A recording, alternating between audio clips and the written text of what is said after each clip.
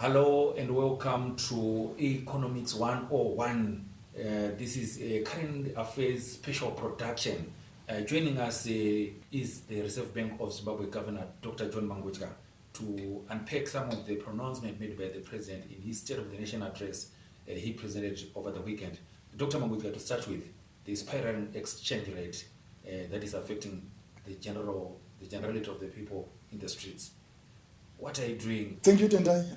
Thank you for coming and thank you for the question. Yes, indeed. The measures that were announced by the President on the 7th of May, 2022 are very critical to address those issues that you have just raised. In fact, that was the reason why the measures were put in place to address macroeconomic confidence, to address macroeconomic instability, which was being driven by high inflation as a result of the high premiums on the parallel exchange rate, the pass-through effects of the exchange rate into the pricing system. So the measures that were put in place are meant to restore macroeconomic stability. And the government in the bank are taking inflation seriously, and the measures that were put in place, as you are aware, they range from the restoration of the lost value of deposits, which were done in 2019 as a result of currency reforms. At the same time, we're talking about stability in the exchange rate.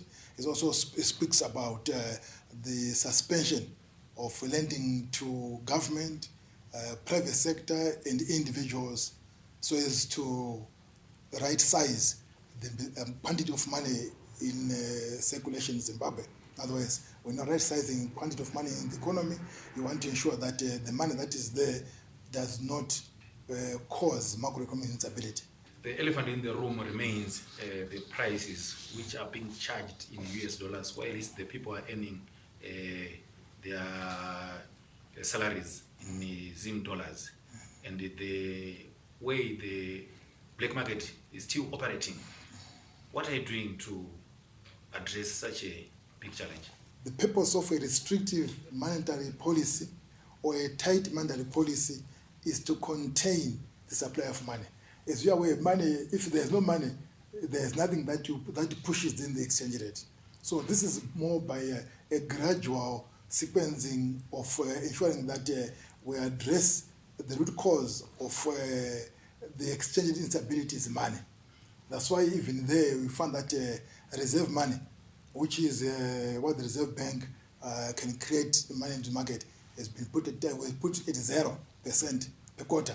It means there's no growth in money, reserve money.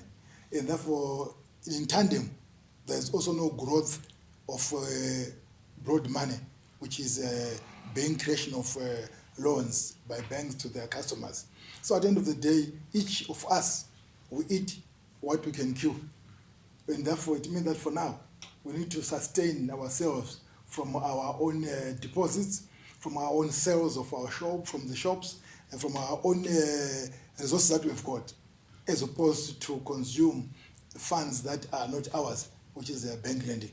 That's what we are saying for now. And therefore, that way, you go a long way in addressing the parallel exchange rate movement. But there'll be no money which is sufficient enough to push or to stop exchange rate movement, even inflation. And that's what we are talking about the disparity in shops, in terms of pricing, in terms of the parallel exchange rate.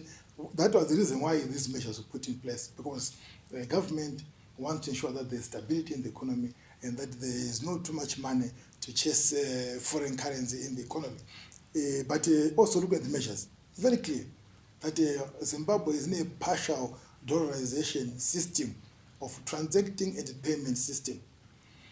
That system requires everyone to be matured enough, because no one is denied from using your foreign currency.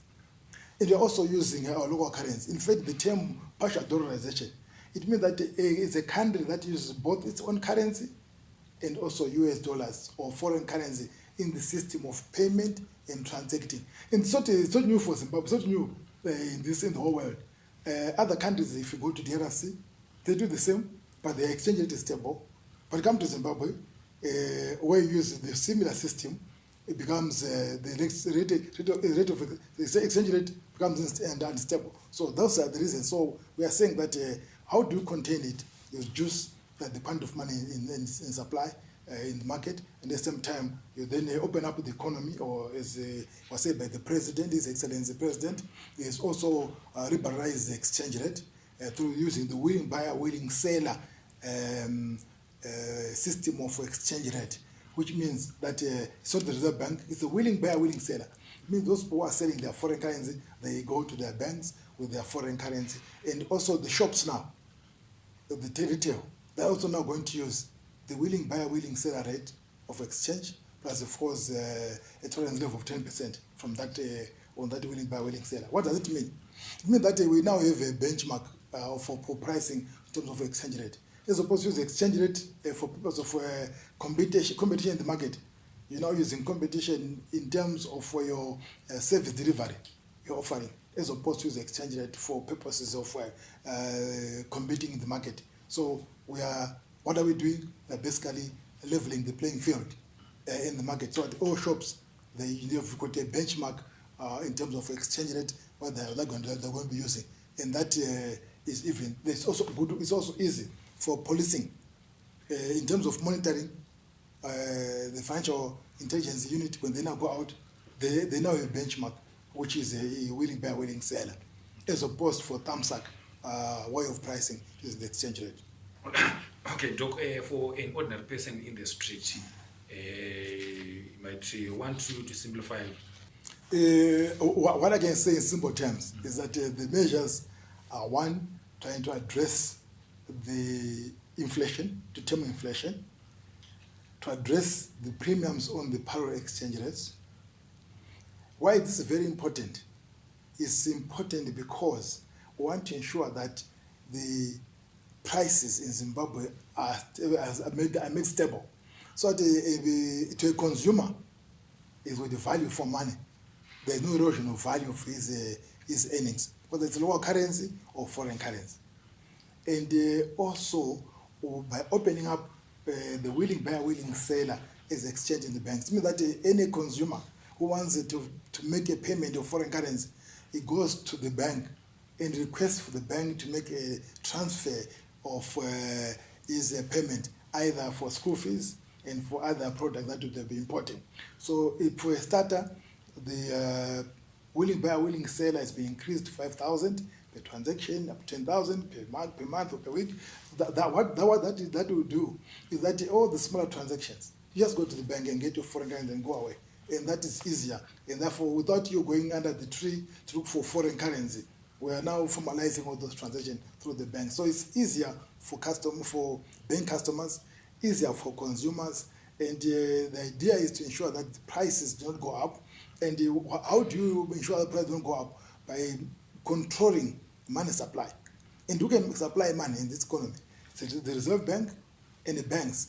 Banks create money by providing or by granting overdrafts, by giving loans to their customers. So it means that those customers, whenever they get that money, they now spend more money than what they had themselves. So when we have too much inflation, what we need to do is contain that supply of money, which is what has happened in this case. But how long do you think these measures are going to take to curb this inflationary situation? It's in the short term. This is not a long term. It's a short term measures to ensure that they deal with the macroeconomic stability. I'll give you an example of if you have a tank of water, all right, and your pipe is putting water into the tank. When the tank is overspilling, what do? You close the tap, right? So the water don't continue flowing into the tank. Look at that as in terms of money. That the money was flowing into the economy. When you close the tap, it means that no money goes out again. So it means that use what is there. So it means that the level of the water in the dam or the tank will start going down. So that's what we envisage. So these things are short term. In the dry, it's just water supply into a tank when you close the tap. So when you close the tap, that will happen. So these are supposed to be realized in a short term. We take a break and we discuss that in the next stage. Thank you.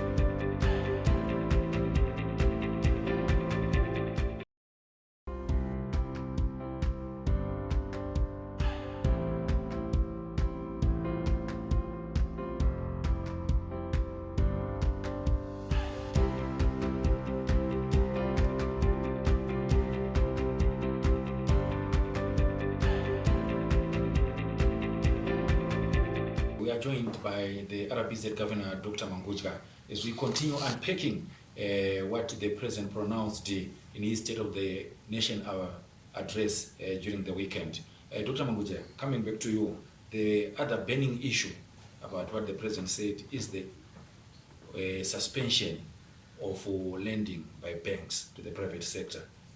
It's not only lending of banks to the private sector. It's lending of banks to government, private sector, and individuals. The why we know that this is a painful but necessary measure to have.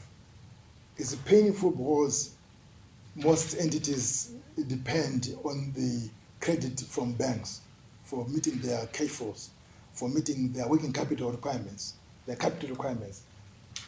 But it was necessary in this respect because of the increase in the inflation, increase in the premiums on the parallel exchange rate, wherein some entities were now using funds from banks to purchase foreign currency. So when companies, when entities and individuals use for the local currency from banks, to borrow from banks and purchase foreign currency, or put too much demand on foreign currency, it means that you need to close the tap, which is causing that thing to happen. So in this case, that measure was necessary, and it's still necessary. It's a temporary necessary measure to ensure that there is sanity in the financial sector, that there is sanity in terms of taming inflation, and that this economy don't consume much more than it is producing. Observers out there are saying, how are banks going to survive if you suspend their habit, that is the lending? Suspending lending does not mean that those who borrowed are not paying interest on their original borrowings. In other words, there is a quantum of money. There is a loan. There are loans. This economy, put it this way, about $170 billion. That's the level of loans that the private sector, individuals, and government has borrowed from banks. So that 170 billion Zimbabweans, it's still there. The loans are still there. They are servicing those loans. So in the interim, during the suspension, it means that the banks will still earn interest on what they've already given out as loans. What we're talking about here is about the new lending, not the old lending. So we're suspending new lending. So today, for example, if Mangudya goes to a bank and asks for a facility of 1 million or 500,000 or 2,000, if the banks will say there is no room for lending. That's what we're talking about. That is necessary because we want to increase more money into the economy to chase foreign currency, to chase fewer goods which are in the economy. So it's a policy measure. That's what central banks do. Central banks, they put in place, when you talk about tight monetary policy, when you talk about a restrictive monetary policy, we are saying that this is restricting the growth of money. And in the case of Zimbabwe, apart from using interest, we've gone beyond using interest in banks by using this policy of suspending. Almost similar to that, we have seen in the past the stock exchange suspending big companies on the stock exchange to deal with some of the issues that have resurfaced. And this time around, also the president has touched on some anomalies which is affecting the stock exchange and also having spillovers to the economy. What exactly is happening at the stock exchange?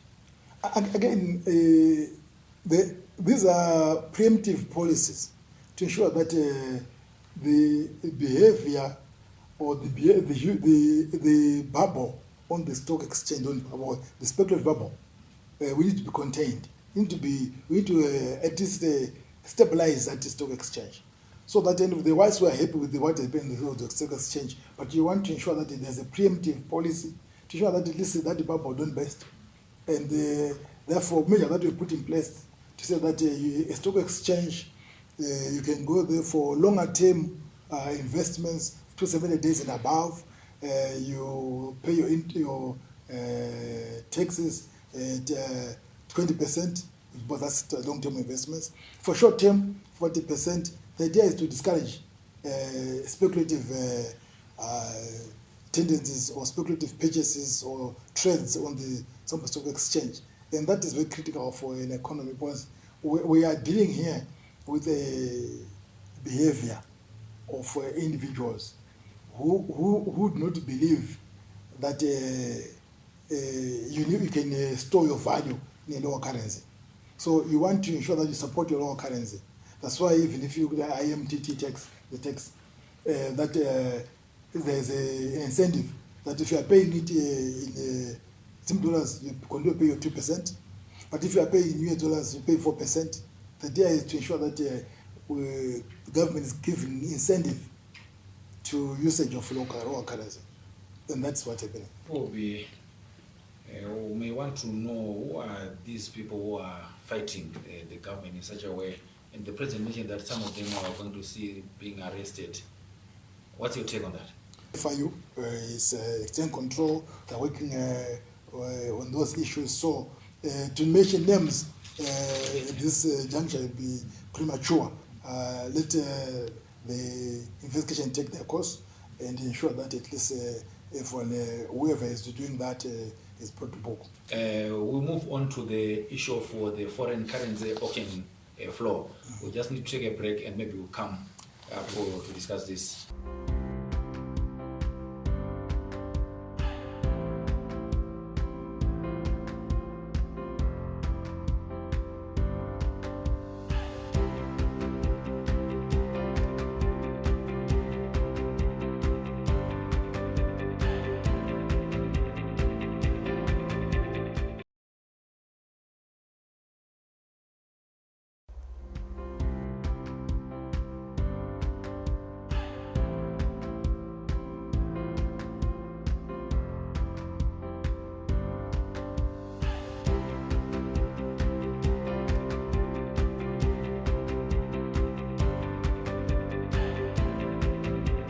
Dr. Mangudya, in our last segment, there is this issue of the foreign exchange auction system. There's been a lot of talk about it during the past weeks. Some calling for the suspension of it, and some saying it's not working. Do you think it's working? The auction system is working. It has helped this economy to grow as it is doing now. It has helped the real sector, the industrial areas in this economy, where there is now no activity in the industry. We now see that the industry is now working. We have seen that even entities, companies that were producing at 30% are now producing at 75%, 80%. And even where they now ghost industrial sites, you know that they have now working. Even if you go to Blawa industrial area, which used to be almost a dead industrial area during the dollarization era, where it was always easier to import than produce locally. You feel there's now some life there. And therefore, if you go to the shops, Zimbabwean shops, the items in our local shops, the percentage has gone up from maybe as low as from 30 to 40% now to between 70 to 85%.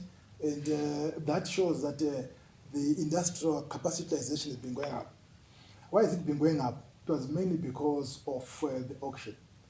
The biggest beneficiary of funds from the auction has been, and it continues to be, the industrial entities. So manufacturing sector have been benefiting quite a lot. And if you look at exports of manufacturing sector in 2021, it was just below $200 million. But yet the industrial area, the manufacturing sector, they utilize up to $1 billion of foreign currency from the auction. So they were net users of foreign currency. Where was money coming from? The money coming from the mining sector, which is allocated into the manufacturing sector.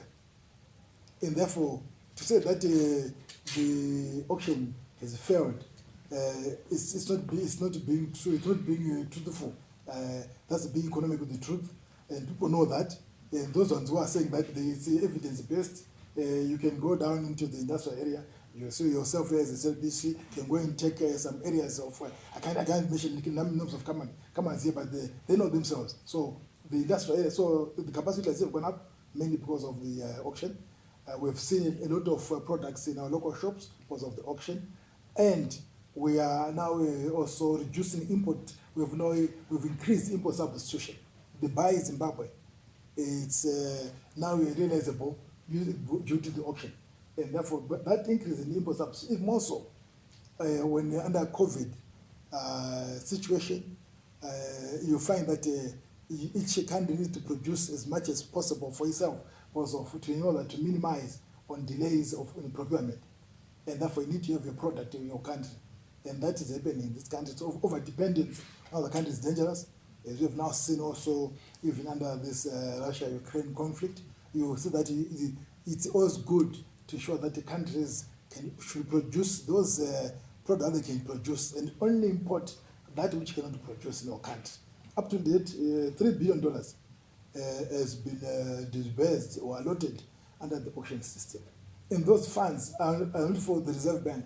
They've gone into the productive sector of the economy. 70% of those funds which have been disbursed were used for purpose of raw materials, capital goods, spare parts and consumables by the industry, by people in Zimbabwe. And therefore, we need to be honest to ourselves that the auction has been useful in this economy. It has helped us as an economy, and it continues to help us. As the people who have been paying their school fees, they've come to the auction. And the SMEs, we started with 200 entities for the SME and the SMEs auction. Now it's more than 1,000. And that shows that there is plenty of scope for the auction, what is done with this economy. And we are very happy with what the auction has done. Yes, what people are talking about is basically the arbitrage, where people now say there's a difference in the exchange rate at the auction and in the parallel market exchange rates. Now, that difference is not caused by the central bank.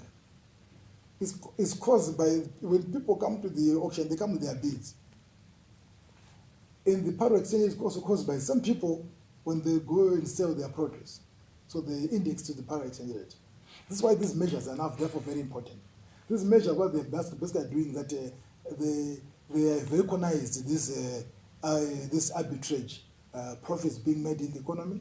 That's why there is now the move towards the willing buyer, willing seller exchange rate, which basically is saying that we need to ensure that the foreign currency is utilized at the right price, at a good market discovery price, which is basically coming from the willing buyer, willing seller. You cannot benchmark your pricing to the parallel exchange rate because you don't know how it is determined. You don't know the trades that are going into in the parallel market. Is it $1,000 is being sold at 400, or is it 1,000 being sold at 350, or is it 1,000 being sold at 300? But if you now go to willing buyer, willing seller, we have the statistics. Okay, there you mentioned that. Okay, during the past weeks or months, we have seen you naming and shaming some of these companies which are coming to the auction and going and do some short deals after that with the foreign country that you've allocated them. And people will say just naming and shaming is that enough to deal with such unscrupulous dealers? Definitely no. But you see, as a central bank, we always move from this point of view that the first part of a central bank It's moral suasion, wherein we talk and engage the participants in the market and those ones who are not doing well or who are misbehaving. Second part of the way of reducing or dealing with misbehavior, after moral suasion, you now go to fines. The fines should be heavy enough to ensure that they deter a person or a company from continuing doing the same. Then the second part, as was said now by the president here, is now to ensure that we escalate those offenses to become a jailable or saying that can be jailed for doing those shenanigans. So I think this is about the escalation of challenges. So what we've done, what we've been doing as a central bank is basically the first part, moral suasion.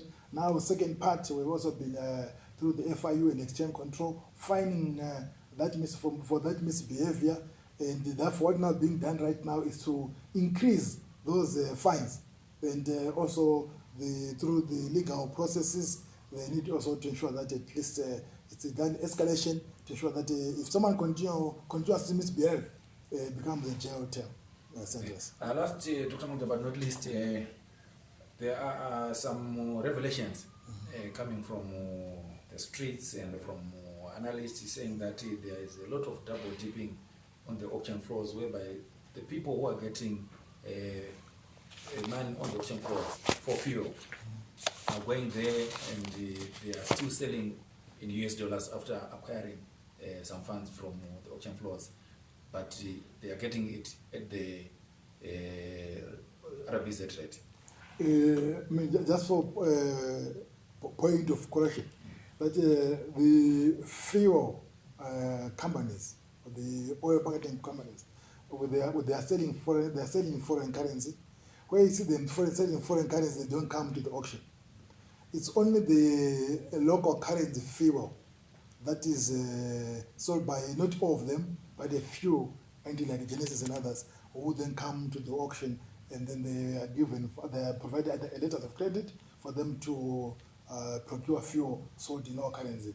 But otherwise, most of them, about 75% of our fuel, it comes in they sell. That's why we don't also tell you we liquidate the foreign currency of oil companies. So, but then fuel, which is the local currency, basically if you look at a company like Zupo, ZPC, and all the government, that one is supposed to be paid in foreign local currency because they also pay in local currency. So they were very dual system in terms of fuel. But what you're talking about, what you've said before, that some entities, they've got a tendency of creating their own shelf companies so that they can access more foreign from the auction. And those ones we've now dealt with through banks, both through the KYC, know your customer base or principles, or your customer due diligences, to ensure that at the end of the day there is a even play field within the auction. So those ones we've been dealing with, and it's a continuous process. You can never say that you've exhausted, but we've significantly dealt with the problem at hand, which you're talking about. Okay. Doc, your last words to the people out there. With these measures are meant to ensure that this economy improves, that there's macroeconomic stability, that we all need to ensure that this economy is us that can make it, that can drive it forward. We need to work together as a team. We need therefore unit of purpose. We need a common purpose, a common vision of developing our economy. Let's not throw away the baby with the bathwater. We've done very well in terms of industrial capacity utilization. Let's jealously guard the gains that we've achieved to date, for it is only from ourselves that we can move forward. As we continue to go into 2022, let's refrain. Let's refrain from arbitrage profits. Let's refrain from abusing consumers, because business needs consumers, and consumers needs business, and therefore let's minimize the delinquent behavior. Let's reduce it. Let's ensure that we not necessarily punish the consumer, because at the end of the day, If you continue punishing the consumer will need the more salary. When you need the more salary, it means that the price are going to go up, and therefore that is what we call money illusion. So we want to ensure that as a country, let's move together as a team, and let's give these measures. Let's support the measures, and let's all comply to the measures, and in doing so, the economy will continue to thrive and ensure that everyone got value. And this idea of compensating the lost value out of currency reforms 2019 should also be taken positively. But to me, as far as I'm concerned, this policy measure is show that government cares, take cares about this on population, that they've lost value, and therefore now compensating this amount. Therefore, use that money wisely for the purpose of managing the economy and purpose of going forward. Okay, thank you very much, Dr. Mangudya. That was the RBZ Governor there unpacking what the President pronounced in his State of the Nation address.